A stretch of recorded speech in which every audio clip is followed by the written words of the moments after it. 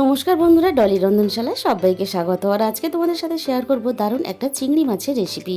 আর গরম গরম ভাতের সাথে যদি থাকে এরকম এক পিস চিংড়ি আর অল্প একটু জুস, তাহলে কিন্তু দুপুরের খাবারটা দারুণ জমে যাবে। তাহলে আজকে রেসিপিটা দেখে নেওয়া যাক।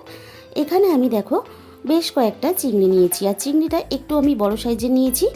চিংড়িগুলো আমি প্রথমে খুব ভালোভাবে ধুয়ে তারপরে আমি কেটে পরিষ্কার করে নিয়েছি। এবারে আমি চিংড়ির মধ্যে দিয়ে দিলাম প্রথমে স্বাদ মতো লবণ, আর দিয়ে দিলাম সামান্য পরিমাণ হলুদ গুঁড়ো। আর এবারে এখানে দিয়ে দেব সামান্য অল্প একটু ঝাল লঙ্কার গুঁড়ো। প্রথমে আমি খুব ভালোভাবে চিংড়িগুলো মশলার সাথে মেখে রেডি করে নেব। আমি একটু বড় সাইজের চিংড়ি দিয়ে এই রান্নাটা করে তোমাদের সাথে শেয়ার করছি। তোমরা কিন্তু যে কোনো সাইজের চিংড়ি দিয়ে এই রান্নাটা করে দেখবে, অসাধারণ খেতে লাগে। এবার তাহলে রান্নার দিকে চলে যাওয়া যাক। প্রথমে আমি কড়াইয়ের মধ্যে প্রয়োজন মতো সর্ষের তেল দিয়ে দিলাম। সর্ষের তেলটাকে আমি খুব ভালোভাবে প্রথমে গরম করে নেব। এবার আমি চিংড়িগুলো একে একে তেলের মধ্যে দিয়ে দেব। তবে একসাথেই আমি সব চিংড়িগুলো দিয়ে ভাজবো না, অল্প অল্প করে দিয়ে আমি এইভাবে ভেজে নেব। চিংড়িগুলো খুব ভালোভাবে একটা সাইড হয়ে যাওয়ার পরে আর একটা সাইড খুব ভালোভাবে ভাজার জন্য আমি উল্টে দিলাম। চিংড়িগুলো আমার খুব ভালোভাবে ভাজা রেডি হয়ে গেছে। এবার সমস্ত চিংড়িগুলো আমি তেলে থেকে ছেঁকে তুলে নেব। বাকি চিংড়িগুলো ঠিক একইভাবে আমি তেলের মধ্যে দিয়ে ভেজে নেব। তবে চিংড়ি কিন্তু খুব বেশি মুচমুচে করে ভাজবে না, তাহলে শক্ত হয়ে যাবে আর চিংড়ির যে নিজস্ব স্বাদটা সেটা কিন্তু নষ্ট হয়ে যায়। বাকি চিংড়িগুলো ঠিক একইভাবে আমি তেলের মধ্যে দিয়ে নাড়াচাড়া করে ভেজে নিলাম। আর রান্নাটা শেষ পর্যন্ত দেখার জন্য আমার অনুরোধ রইল, রান্নাটা স্কিপ করে দেখবে না, তাহলে কিন্তু অনেক কিছুই মিস হয়ে যাবে। সমস্ত চিংড়ি আমার এখানে ভাজা রেডি হয়ে গেল। ওই একই তেলের মধ্যে আমি আরও একটু প্রয়োজন মতো সর্ষের তেল দিয়ে দিলাম। তেলটা খুব ভালোভাবে গরম হতে প্রথমে আমি তেলের মধ্যে দিয়ে দিলাম একটা মাঝারি সাইজের পেঁয়াজ কুচি। এবার আমি পেঁয়াজটাকে ভেজে নেব। 2 থেকে 3 মিনিট একটু পেঁয়াজটা ভেজে নিয়ে পেঁয়াজটা একটু হালকা নরম হয়ে আসবে আর পেঁয়াজের একটু কালার চেঞ্জ হয়ে আসবে, এরকম অবস্থাতেই কিন্তু আমি পেঁয়াজটাকে ভেজে রেডি করে নেব। পেঁয়াজ ভাজার মধ্যে একটা সুন্দর সোনালি কালার চলে এসেছে। এই পর্যায়ে আমি এখানে একটা ছোট সাইজের পেঁয়াজ বাটা দিয়ে দিলাম। আর এই ভাজা পেঁয়াজের মধ্যে অল্প একটু পেঁয়াজ বাটা দিলে তাহলে রান্নার গ্রেভিটা খুব ভালো হবে। আবারও আমি পেঁয়াজটাকে নাড়াচাড়া করে খুব ভালোভাবে ভেজে নিলাম। আর দেখো পেঁয়াজের মধ্যে একটা সুন্দর কালার চলে এসেছে। এবার আমি এখানে দিয়ে দিলাম প্রয়োজন মতন রসুন বাটা, আর দিয়ে দিলাম প্রয়োজন মতো আদা বাটা। এবার আমি পেঁয়াজের সাথে আদা ও রসুনটাকে খুব ভালোভাবে কষিয়ে নেব, আদা রসুনের কাঁচা গন্ধটা চলে যাওয়া পর্যন্ত। আদা রসুনটা খুব ভালোভাবে কষিয়ে নেওয়ার পরে এখানে আমি একটা মাঝারি সাইজের টমেটো ছোট ছোট করে টুকরো করে দিয়ে দিলাম। আর টমেটোর সাথেই আমি এখানে স্বাদ মতো লবণ দিয়ে দিলাম। একইভাবে আমি ভেজে টমেটোটা নরম করে নেব, আর টমেটোর কাঁচা গন্ধটাও এতে চলে যাবে। টমেটোটা বেশ নরম হয়ে এসেছে। এই সময় আমি এখানে দিয়ে দিলাম 1 মুঠো কাসুরি মেথি। আর অল্প একটু কাসুরি মেথি দিলে রান্নার স্বাদ ও গন্ধ দ্বিগুণ হয়ে যায়।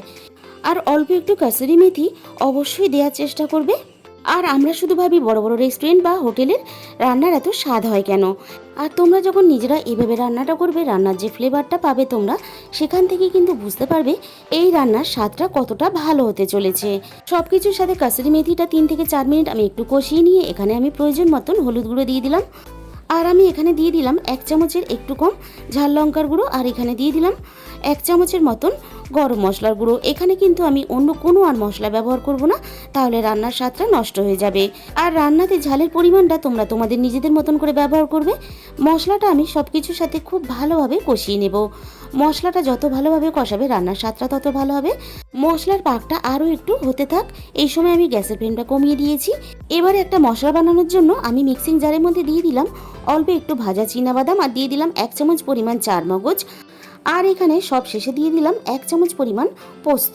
এবার আমি এখানে সব শেষে দিয়ে দিলাম অল্প একটু জল। আমি এখানে সবকিছু মিক্সিতে পেস্ট করে নিচ্ছি, তোমরা চাইলে কিন্তু শিলেও বেটে নিতে পারো। সব কিছুর খুব ভালোভাবে পেস্ট বানিয়ে আমি রেডি করে নিলাম। আর এদিকে মশলা থেকে বেশ সুন্দর করে তেল ছাড়তে শুরু করে দিয়েছে। এবারে আমি এখানে পেস্টটা দিয়ে দিলাম, আর দিয়ে দিলাম মিক্সির বাটি ধোয়া অল্প একটু জল। আবারও আমি সবকিছু খুব ভালোভাবে কষিয়ে নেব।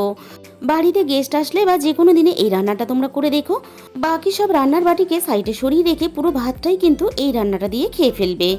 সবকিছু খুব ভালোভাবে আমি এখানে কষিয়ে নিয়েছি, আর রান্না থেকে সুন্দরভাবে তেল ছাড়তে শুরু করে দিয়েছে। এবার আমি এখানে প্রয়োজন মতো জল দিয়ে দিলাম। এই রান্নাতে খুব বেশি ঝোল ঝোল করলে ভালো লাগবে না, একটা মিডিয়াম গ্রেভি হবে এরকম মাপ করে এখানে জলটা দিয়ে দিতে হবে। সবকিছু মশলা আমি খুব ভালোভাবে এখানে একসাথে মিশিয়ে আমি ঝোলটা ফোটার জন্য অপেক্ষা করব। ঝোলটা বেশ ফুটতে শুরু করে দিয়েছে। এবার আমি এখানে ভেজে রাখা চিংড়িগুলো একে একে দিয়ে দেব। তাহলে বন্ধুরা আজকের রেসিপিটা ভালো লাগলে অবশ্যই ভিডিওতে একটা লাইক করো আর প্রচুর প্রচুর শেয়ার করো। আর যে সমস্ত বন্ধুরা এখনও পর্যন্ত আমার চ্যানেলটাকে সাবস্ক্রাইব করোনি, আমার চ্যানেলটাকে সাবস্ক্রাইব করে পাশে থাকা বেল আইকনটা অল করে দিও, যাতে আমি কোনো নতুন রেসিপি আপলোড করলে সবার আগে তোমার কাছে পৌঁছায়। আর আমি এখানে দুটো চেরা কাঁচা লঙ্কা দিয়ে দিলাম। এই রান্নাতে কাঁচা লঙ্কার যে ফ্লেভারটা সব কিছুর সাথে মিশে গিয়ে রান্নার স্বাদটা আরও একটু বাড়িয়ে দেয়। এবার আমি মশলার সাথে চিংড়িগুলো খুব ভালোভাবে নাড়াচাড়া করে মিশিয়ে দিয়ে 5 মিনিটের জন্য ঢাকা দিয়ে দিলাম।